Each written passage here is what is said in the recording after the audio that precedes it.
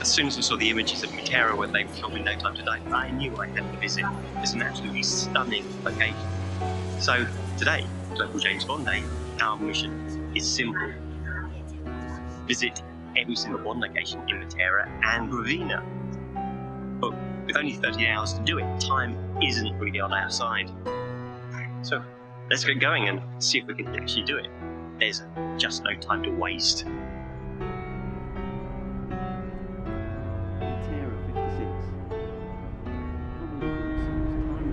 The plan was simple.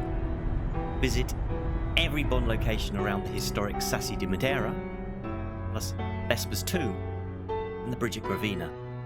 It sounded doable, but there's only one way to explore the Sassi. So we split the sites into 3 walks and started at the one nearest our hotel.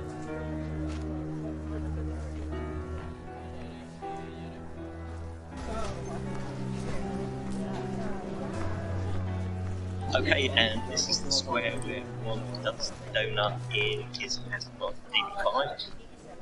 Piazza San Giovanni overlooks the Sassi. It's dominated on one side by the 13th century church from which it takes its name. From the direction of Piazza Vittorio Veneto, they enter the square and get struck by the Range Rover. After the donuts, the DB5 exits on the opposite side. At this point, however, in the next shot, they're heading towards Piazza Vittorio Veneto again. After this, low GPS accuracy badly led us astray, but finally we found it. The bottom of the steps Bond rides up on Primo's bike.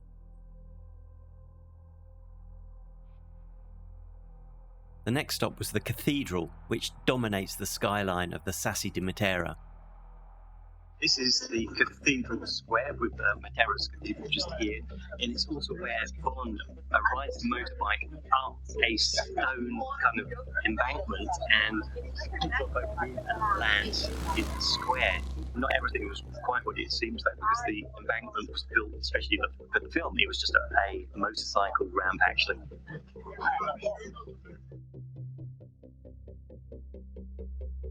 As a religious procession descends from the square, Bond rides towards them. He makes the jump to avoid ploughing right into them, then makes his getaway.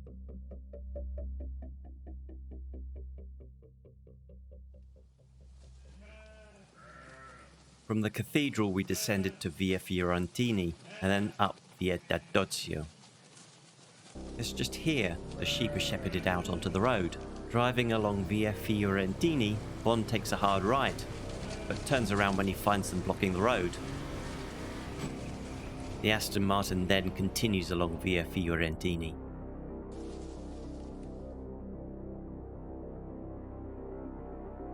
As we continued the gentle climb of Via D'Addozio, we got a completely different view of the Sassi. The first shot we see of Matera in No Time to Die is when the DB5 exits a tunnel. Now, the tunnel didn't actually exist, and it would be right behind me, but then we go and see Matera itself. From this point next to the convent, we watch as the DB5 disappears, only to reappear at the hairpin bend below. But if you're looking for the bridge over the ravine, you're out of luck. It doesn't exist. Not here. After escaping the Spectre ambush in Donut Square, Bond heads out of town.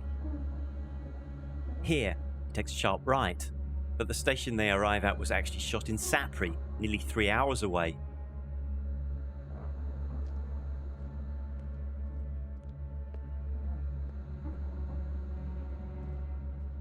After resting a bit at the hotel, we were back out on the streets of Matera. We'd been up since 5:30 and spent more than 3 hours walking the Sassi. The day was definitely catching up with us. So our plan for the evening was a more leisurely exploration and a bite to eat. The first stop was the steps Bond drives down in the Aston. No wonder the car ended up so badly damaged. I don't know how they got it down here.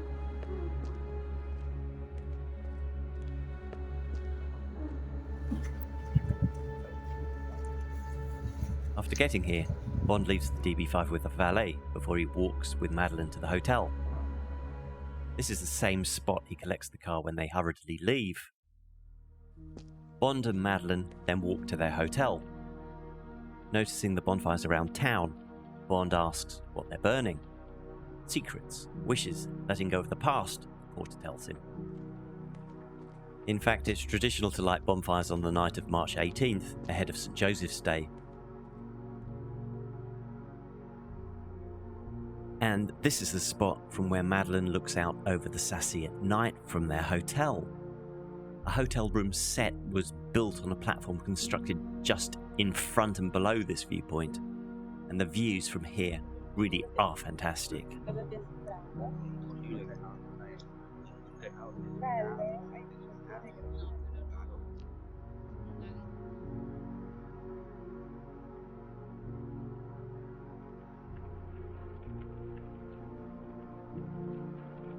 Again, we pass the steps that Bond rides up on Primo's bike. This time, we're at the top of the steps and the wall he jumps the bike over.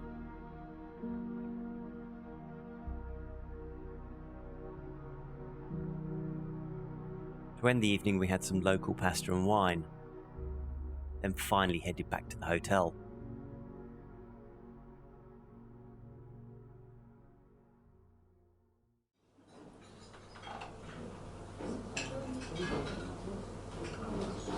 And it is Monday morning here in Matera, and the weather's certainly a bit better than it was yesterday. Nice blue skies here.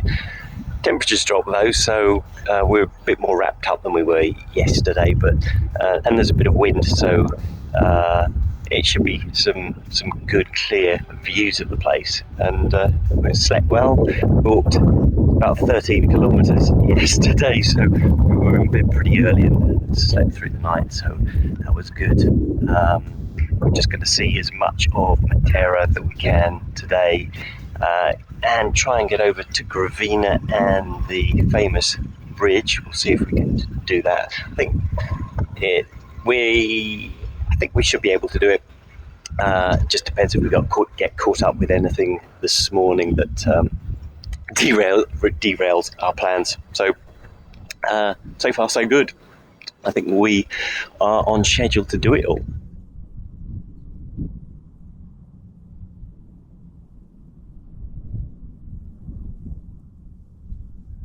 After departing the hotel, Bond drives into Piazza San Pietro Caveoso, a square absolutely dominated by this giant rock. Faced with a Spectre car heading towards him from the archway, Bond spins the DB5 and exits at high speed onto Via Madonna della Virtù.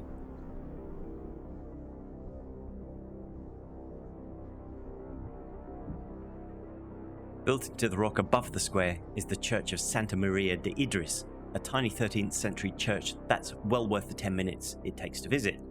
And just look at the views outside.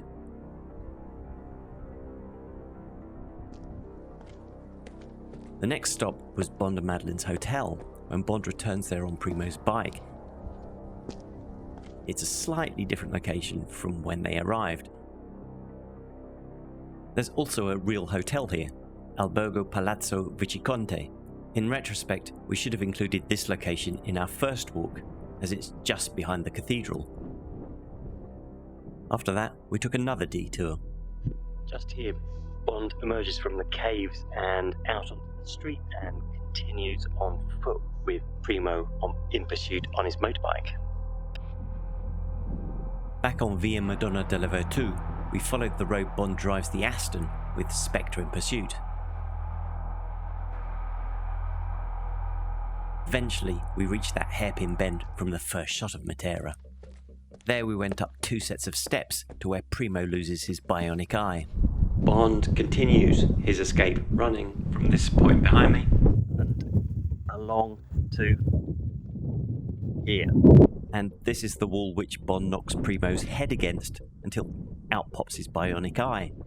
Bond then takes the bike and rides it down the steps.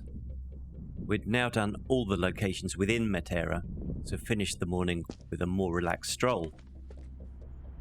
After lunch, we had just enough time for the sight of Vesper's tomb, and finally Gravina.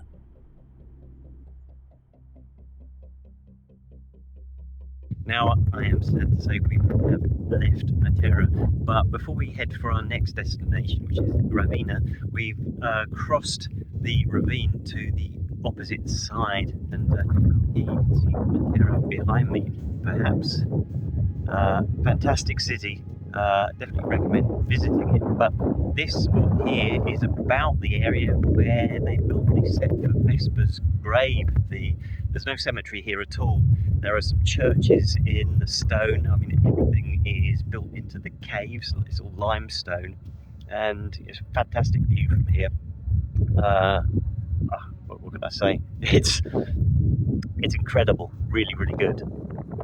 2 cemetery sets were built for filming. This location is reached along about a mile of dirt track just outside Matera.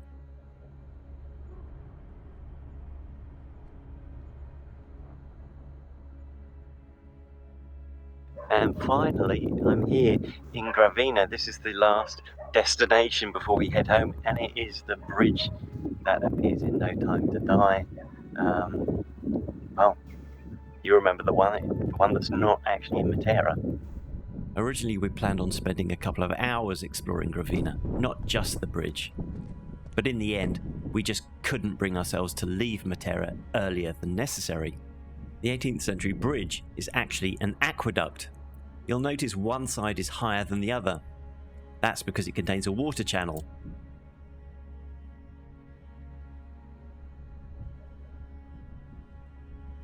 And that was it. We've visited all the filming locations we'd set out to do, and still had time to get back to the airport in time for our flight home.